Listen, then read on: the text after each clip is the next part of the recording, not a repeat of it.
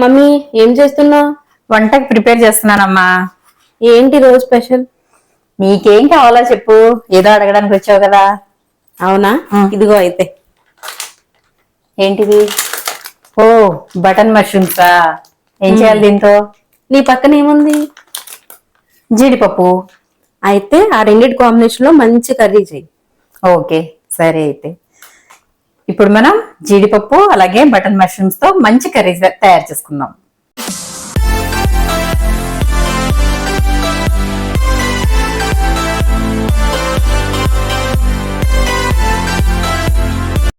ఇప్పుడు స్టవ్ అయితే వెలిగించేసాను. బాండి అయితే వేడవనిద్దాము. ఆ తర్వాత ఆయిల్ వేసుకుందాం.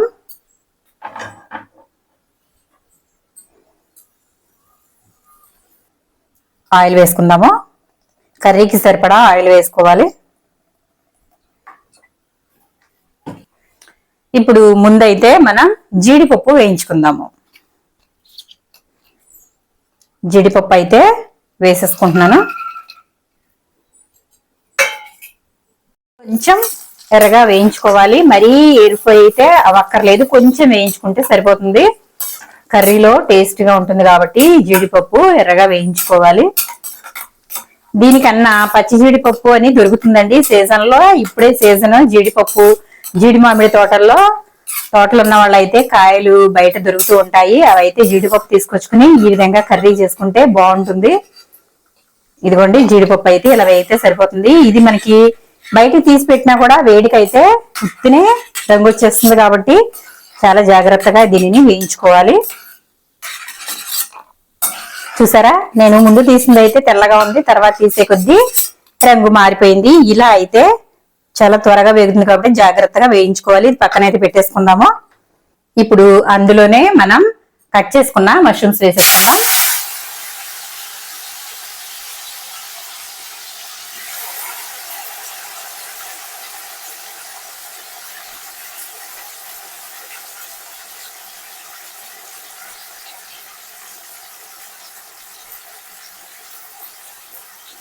ఇప్పుడు ఇది కలుపుకుందాము.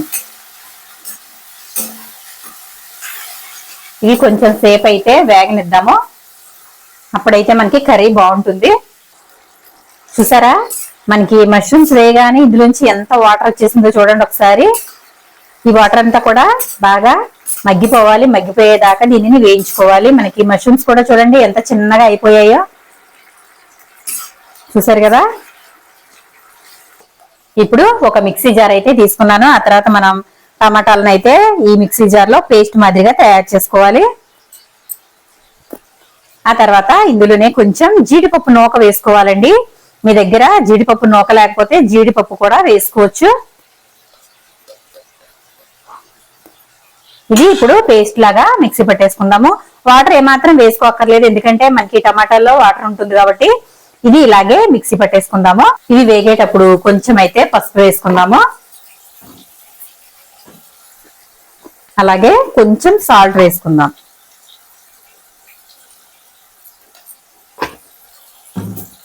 ఇప్పుడు ఇలా కలిపేసుకోవాలి. చూడండి, వాటర్ అయితే అంతా దగ్గరికి వచ్చేసాయి. ఇంకొక 2 నిమిషాల నుంచి అయితే మనం వీటిని తీసేద్దాము.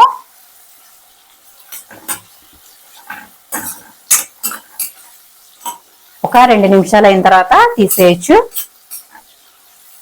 2 నిమిషాలు అయితే అయిపోయింది. నీళ్ళంతా కూడా ఇంకిపోయింది.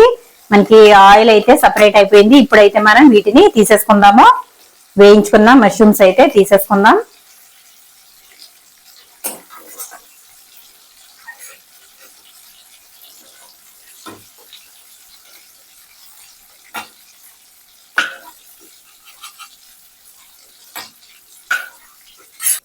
చూడండి, తీసేసుకున్నాను. ఇప్పుడు ఇవైతే తీసి పక్కన పెట్టేసుకున్నాను. అలాగే ఇందులో ఒక ఆనియన్ అయితే కట్ చేసుకున్నానండి. అలాగే 2 పచ్చిమిర్చిని చిన్న ముక్కలుగా కట్ చేసుకున్నాను. ఒక్క ఉల్లిపాయ అయితే సరిపోతుంది, లేదంటే తీపి వచ్చేస్తుంది కాబట్టి ఒక్కటే తీసుకున్నాను నేను. ఇప్పుడు ఈ ముక్కలన్నీ కూడా ఇందులో వేసేసుకోవాలి. ఇవి వేయించుకుందాం. మనం ఆయిల్లో ఆల్రెడీ సాల్ట్ అలాగే పసుపు వేసాం కదా. ఈ ముక్కలు మనకి చాలా త్వరగా మగ్గిపోతాయి. ఇది మగ్గనిద్దాము. ఇప్పుడు ఒకసారి అయితే తిప్పేసుకుందాము. ఉల్లిపాయలు అయితే చక్కగా మగ్గిపోయాయి. ఇప్పుడు ఇందులో అల్లం వెల్లుల్లి పేస్ట్ అయితే వేసుకుందాము. అల్లం వెల్లుల్లి పేస్ట్ 1 స్పూన్ అయితే అల్లం వెల్లుల్లి పేస్ట్ వేస్తున్నాను, సరిపోతుంది. ఇప్పుడు ఇది కలుపుకుందాం బాగా.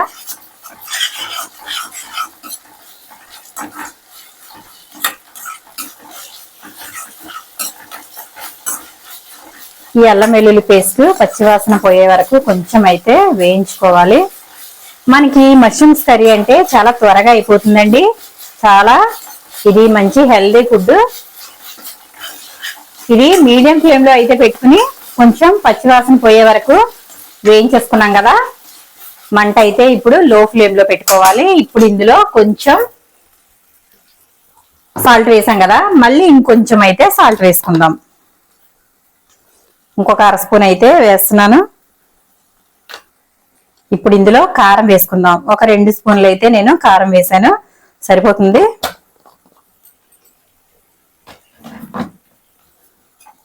ఇదంతా కూడా ఒకసారి బాగా కలిపేసుకుందాము.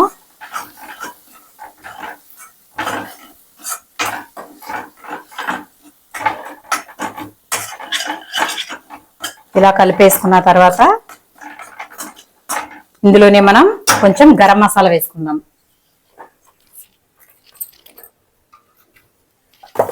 గరం మసాలా అయితే ఒక 2 స్పూన్లు అయితే వేసుకుందాం. నేను ఇక్కడ వేసేది చిన్న స్పూన్ అండి, చిన్న స్పూన్ కాబట్టి ఒక 2 స్పూన్లు వేసాను, సరిపోతుంది. ఇది ఒకసారి ఇలా బాగా కలిపేసుకుందాము.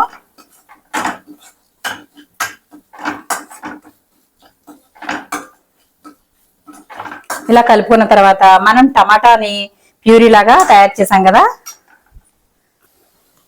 టమాటా జీడిపప్పుని ఈ విధంగా మనం పేస్ట్ లాగా తయారు చేసాం కదా. ఇప్పుడు ఇది ఇందులో వేసేసుకుందాము.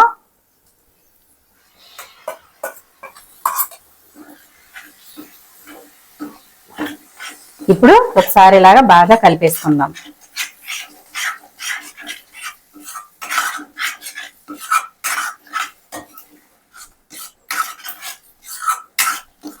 ఇది ఒక 2 నిమిషాల పాటు ఇలాగే 2 నిమిషాల పాటు మగ్గనిద్దాము. కొంచెం ఆయిల్ అయితే బయటకు వదులుతుంది. ఆ తర్వాత మనకి టమాటా కూడా కొంచెం పచ్చివాసన అయితే పోవాలి కదా. ఇప్పుడు మనం ఇదే మిక్సీ జార్ లో కొంచెం వాటర్ అయితే వేసి తిప్పేద్దాం.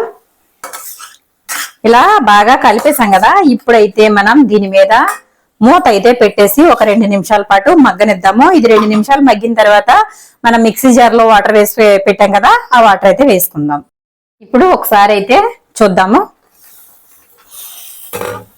ఇదిగోండి, టమాటా చక్కగా మగ్గిపోయింది. చూసారా, మనం 2 నిమిషాలు పక్కనక్క వెళ్తే ఇది అడుగంటేస్తుంది కాబట్టి జాగ్రత్తగా అయితే వండుకోవాలి. ఇప్పుడు దీంట్లో మనం మిక్సీ జార్ లో వేసి పెట్టుకున్నాం కదా, వాటర్ అయితే వేసేసుకుందాము.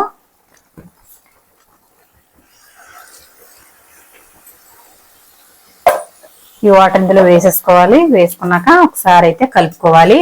నేనైతే కారం 2 స్పూన్లు వేసాను. ఒకవేళ మీకు కారం తక్కువ అనిపిస్తే వేసుకోవచ్చు, ఒకవేళ ఎక్కువ అనిపిస్తే తగ్గించుకోవచ్చు.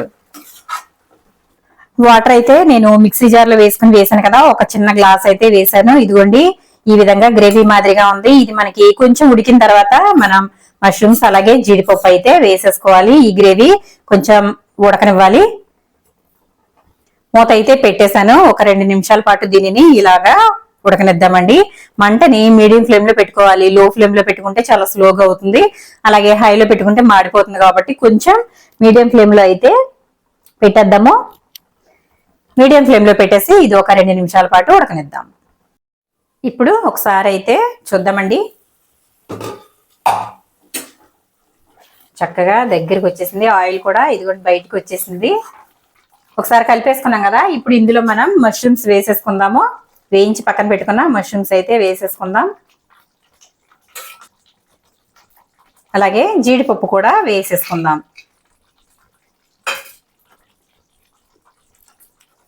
ఇప్పుడు ఒకసారి కలిపేసుకుందాము.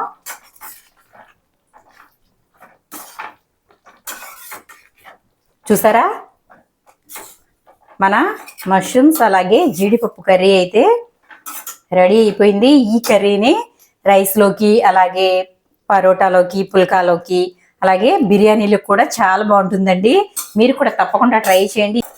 మసాలా వేసి ఇలా మనం మష్రూమ్స్ అలాగే జీడిపప్పు కర్రీ తయారు చేసుకున్నట్లయితే ఇది మనకి పులావ్లోకి రైస్లోకి చపాతీలోకి దేంట్లోకైనా సరే చాలా బాగుంటుంది. చూడండి, ఒకసారి అన్ని వేసేసాం కదా, ఇదిగోండి ఇప్పుడు ఉడుకుతూ ఉంది.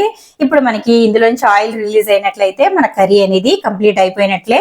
కొత్తిమీర చల్లేసుకుని కర్రీ అయితే ఆఫ్ చేసేసుకోవడమే. చూడండి ఒకసారి ఎంత చక్కగా ఉడుకుతుందో కదా. ఇప్పుడు మూత పెట్టి మరొక 2 నిమిషాల పాటు అయితే మగ్గనిద్దాము. మన మష్రూమ్స్ అలాగే జీడిపప్పు కర్రీ రెడీ అయిపోతుంది. మరి చివరిలో కొంచెం కొత్తిమీరతో గార్నిష్ చేసుకుంటే టేస్టీ టేస్టీ గుమగుమలాడే మష్రూమ్ కర్రీ అయితే రెడీ అయిపోతుంది. ఇప్పుడైతే ఒకసారి చూద్దాం. వావ్, చూసారా మంచి కలర్ఫుల్ గా కనిపిస్తుంది. ఆయిల్ కూడా చక్కగా బయటికి అయితే వచ్చేసింది. ఇప్పుడైతే చివరిగా కొంచెం కొత్తిమీర అయితే చల్లేసుకుందాము. టేస్టీ టేస్టీ మష్రూమ్స్ జీడిపప్పు కర్రీ అయితే రెడీ అయిపోయిందండి. ఇప్పుడు ఒకసారి అయితే కలిపేసుకుందాము. మనకి కర్రీ రెడీ అయిపోయినట్లే. స్టవ్ అయితే ఆఫ్ చేసేసుకోవచ్చు. ఇంకా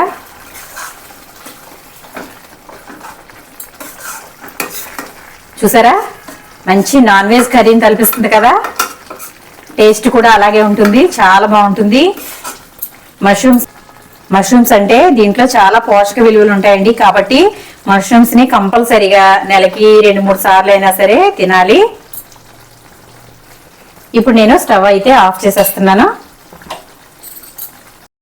ఇదిగోండి కర్రీ అయితే నేను బౌల్లోకి తీసేసాను. చూసారు కదా ఎంత కలర్ఫుల్ గా కనిపిస్తుందో. మసాలా ఫ్లేవర్ తో అద్దిరిపోయే మష్రూమ్ జీడిపప్పు కర్రీ అయితే మంచి కలర్ఫుల్ గా కనిపిస్తుంది. ఇప్పుడైతే మనం టేస్ట్ అయితే చూసేద్దాము. ఇదిగోండి రైస్ అలాగే కర్రీ పెట్టేసుకున్నాను నేను. ఇప్పుడు మన కర్రీ ఏ విధంగా ఉందో నేను టేస్ట్ చేసి చెప్తాను మీకు.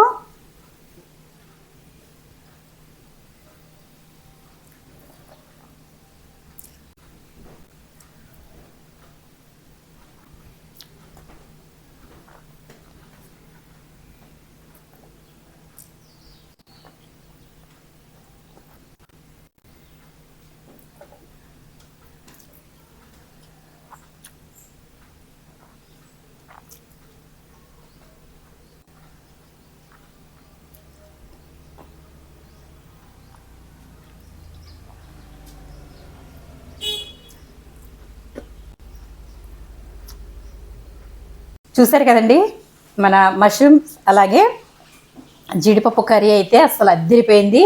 అసలు నాకైతే నోరు ఆగట్లేదు, అంత బాగుంది. మీరు కూడా తప్పకుండా ట్రై చేయండి. మీకు ఏ విధంగా వచ్చిందో నాకు కమెంట్ సెక్షన్లో కమెంట్ పెట్టండి.